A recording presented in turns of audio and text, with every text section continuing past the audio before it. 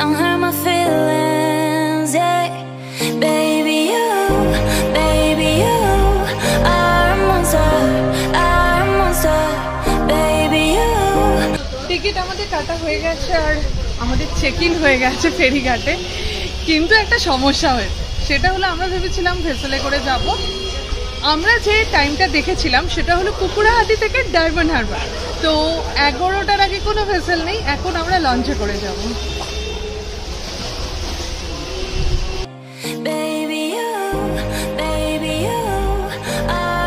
সাবধানে ওঠো।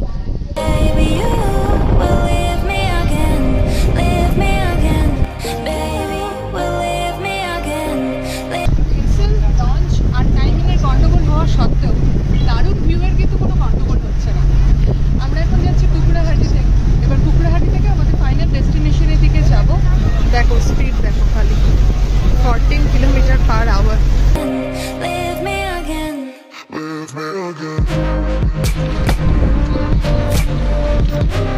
বিদে অনেকগুলো ভুল করেছিলাম, তো এখানকার কিছু মানুষ আমাদেরকে খুব ভালোবেসে সেই প্রপোজালগুলো দিয়েছ।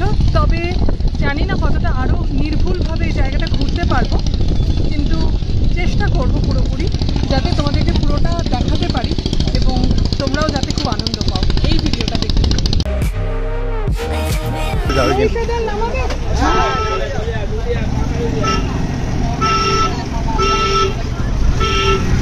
আমরা পেরেছি 35 মিনিটের মধ্যে চলে এলাম কুকুরাহাটি। আর এবার এখান থেকে আমরা একটা বাস ধরেছি, বাসে করে আমরা ডিরেক্ট মহিষাদল নামব।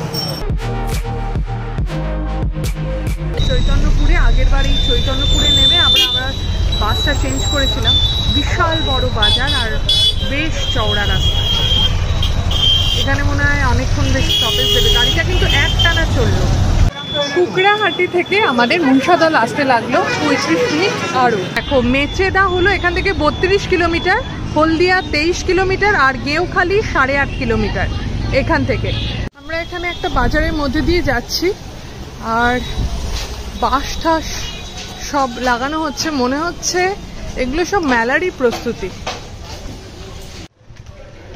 মহিষাদল রাজ কলেজ আর এইখানে একটা বন্ধু ফাস্টফুড সেন্টার আছে আর কি, তো এখানে বসেও খাওয়া দাওয়া করা যাবে। আরও এখানে হোটেল আছে। আমাকে বলেছিল এই কলেজের একদম অপোজিটে আর একটা হোটেল রয়েছে 13 পার্বণ না 16 আনা বলে, তো সেইখানেও নাকি খুব ভালো খাবার দাবার পাওয়া যায়। আর এটা কিন্তু পুরো মেলার প্রস্তুতি। মহিষাদল রাজ কলেজ আর তার সামনে দিয়ে কিন্তু মেলার উপকরণ সমস্ত ব্যাপারীরা তাদের পসরা নিয়ে বসে পড়েছে প্রায়। আমরা একটা টোটোতে উঠেছি, তো আমরা যাচ্ছি এখন কৈলাস মন্দিরের দিকে। আর মাতৃভবনটা হচ্ছে অনেকটা দূর, দেখা যাক যেতে পারি কিনা, কিন্তু কৈলাস মন্দির যাচ্ছি। কৈলাস মন্দির থেকে ফিরে তারপরে আমরা রাজবাড়িতে যাব। আমরা চলে এসেছি কৈলাস মন্দিরের সামনে। এখানে টিকিট কাটতে হবে 22 টাকা গেট পাস। চারপাশটা ভীষণ সুন্দর। একটা জলাশয়ের মধ্যে দিয়ে একটা ছোট্ট ব্রিজ, আর সেই ব্রিজ পেরিয়ে আমি দেখতে পাচ্ছি একটা পার্ক। বাচ্চারা এসেও খুব মজা করতে পারবে। দারুণ। আর এই তো জগন্নাথ দেবের মধ্যে, এটা আমার হাত যাবে না।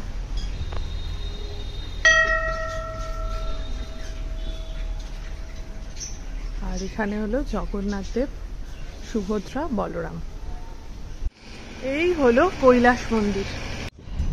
আমি একেবারে টপে চলে এসেছি আর এখান থেকে অনেকটা বাইরেটা পুরোটা দেখা যায়, পুরো পার্ক সহ মন্দির পুরোটা।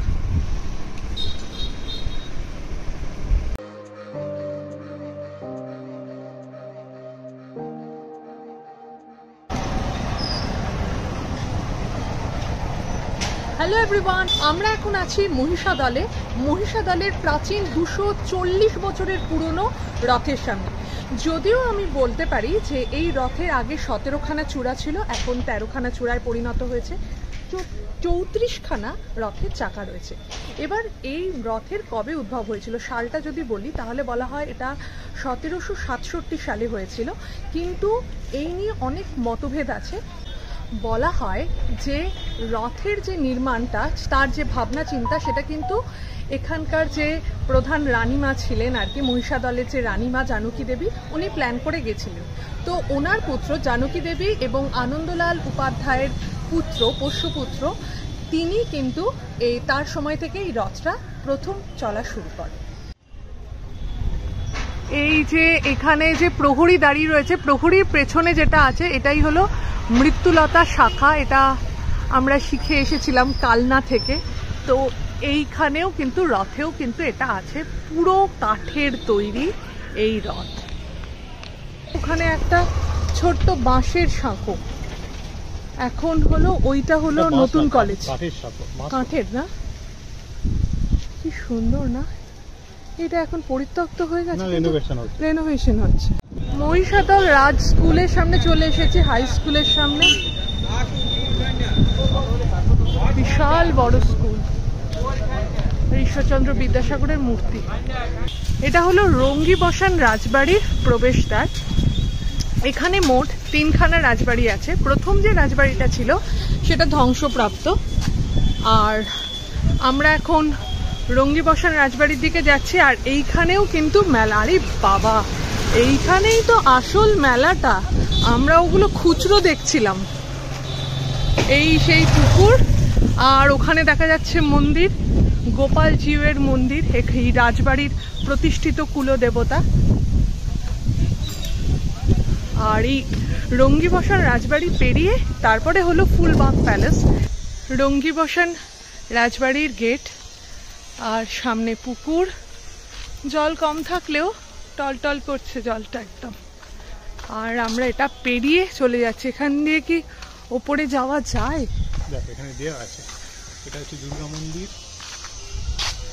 আচ্ছা, গোপাল জিউয়ের মানে যে রাস্তাটা আছে, এইদিকে মিষ্টি কারখানা, গোপাল দিঘি, এই জায়গাটা, এইটা কি গোপাল দিঘি? এই যে রঙ্গিবসান রাজবাড়ি, সেটা সংস্কার চলছে, আর এখানে কাজ করছে সবাই। আমার বাংলার ইতিহাস, এখানেই তো সমস্ত কিছু আছে। এইটা দুর্গা মন্দির।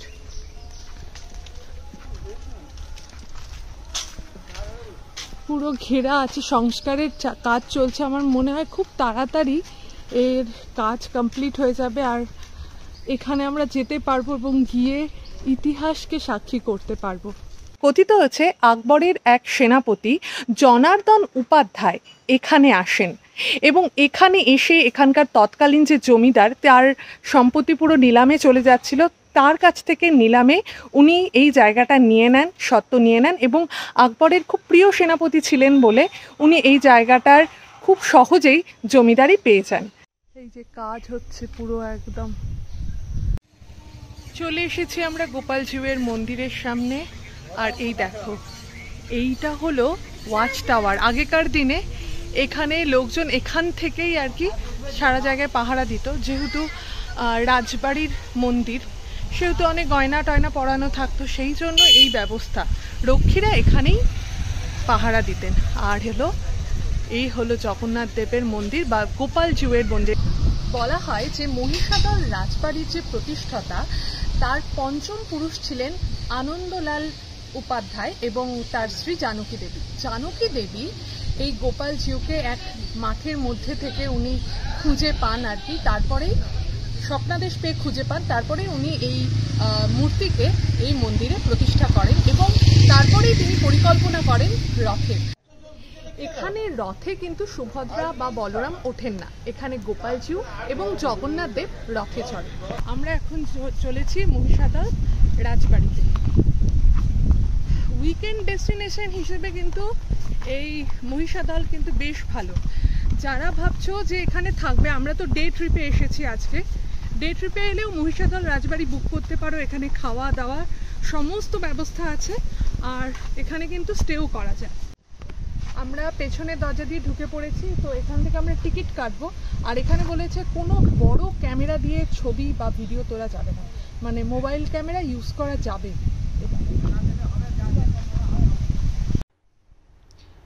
রাজবাড়ির বাইরেটা দেখে ভেতরের অন্দরসজ্জা দেখারও ভীষণ ইচ্ছে হয়। আপাতত এখানকার যে সংগ্রহশালাগুলো সেগুলো নির্দিষ্ট টিকিটের বিনিময়ে দেখা যায়।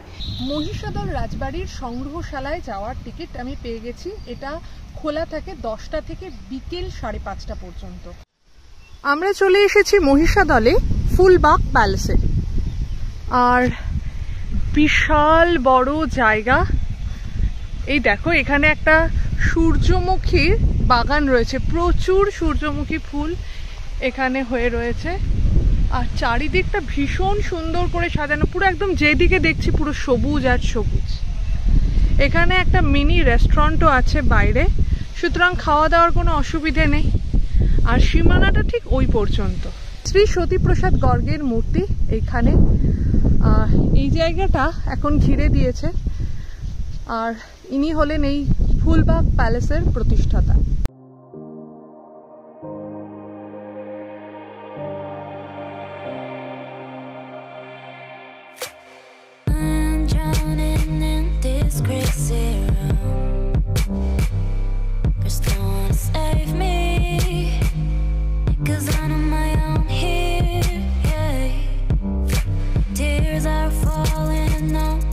এগুলো হলো সংগ্রহশালা।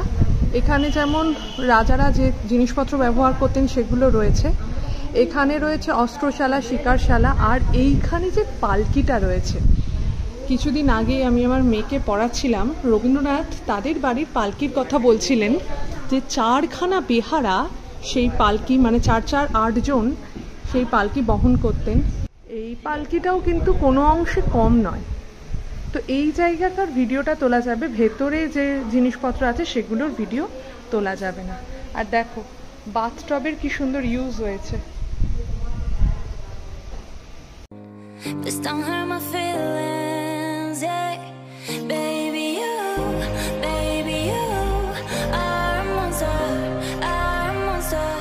এখানে ফুলবাগ প্যালেস ক্যাফে রয়েছে। ভেতরে তো খাওয়া দাওয়ার জায়গা রয়েছেই, কিন্তু আমরা যারা কোনো কিছু বুক না করে আসি তাদের ক্ষেত্রে এই ক্যাফে কিন্তু বেশ ভালো। দুপুরের মিলও পাওয়া যায় এখানে। তোমাকে 11টার মধ্যে এটা অর্ডার করে দিতে হবে, মানে হট করে এসে এখানে বললে হবে না। তবে ম্যাগি, চা, একবেলার মধ্যে কিন্তু পুরো জায়গাটা ঘুরে দেখা যায় না। সেই জায়গায় থাকলে তবে সেই জায়গাটার যে আত্মিক রস সেটা অনুভব করা যায়। আমরা তো এখানে থাকলাম না, কিন্তু তোমাদেরকে বলবো তোমরা যদি এখানে আসো তাহলে ফুলবাগ প্যালেসে ব্যবস্থা রয়েছে, ফোন নাম্বার দিয়ে দেবো, তোমরা যোগাযোগ করে নিতে পারো। আষাঢ় মাসের শুক্লপক্ষের দ্বিতীয়াতে রথ শুরু হয়। রথের প্রস্তুতিটা কেমন সেটাই দেখো একটু। এই হলো গোপালজিউর মন্দির আর সামনেই হলো রাজদিঘি। রাজদিঘিটা পেরিয়ে এইখানে যে মাঠটা আছে সেখানে কিন্তু মেলা বসেছে। যদিও এখনো খোলা হয়নি, সম্ভবত রথের দিনই এটা খোলা হবে। আর কি দারুণ এই পাথটা।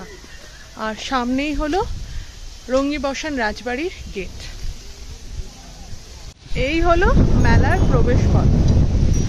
আজকে তো শনিবার, হাফ স্কুল, তো এদের তো সব ছুটি হয়ে গেছে। এখনো কিন্তু কিছুই তৈরি হয়নি, আসলে 2-3টে দিন বাকি রয়েছে, সেই জন্য এখন প্রস্তুতি চলছে।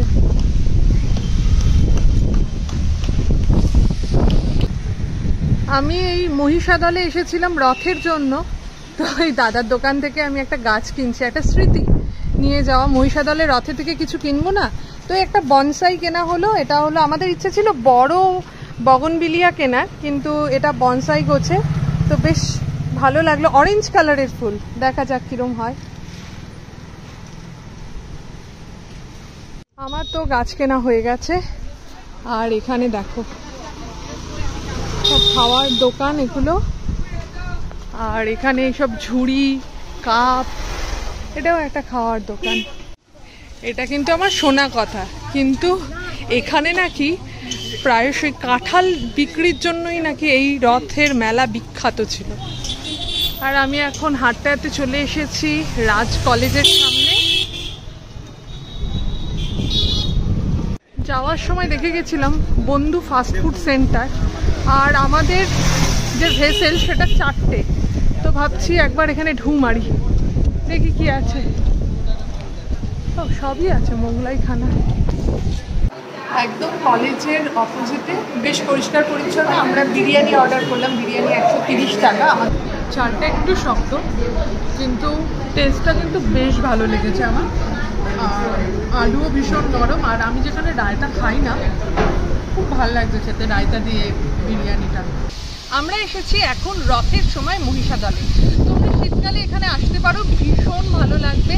আর এই জায়গাটা ভীষণ সুন্দর, খুব সুন্দর করে মেনটেন করা। এই গ্রামটাই ভীষণ সুন্দর, আমার তো ভীষণ ভালো লাগলো এইটুকু ঘুরে। ভালো থেকো, সুস্থ থেকো, শুধু ফ্যাশনে নয় প্যাশনে থেকো। বাই।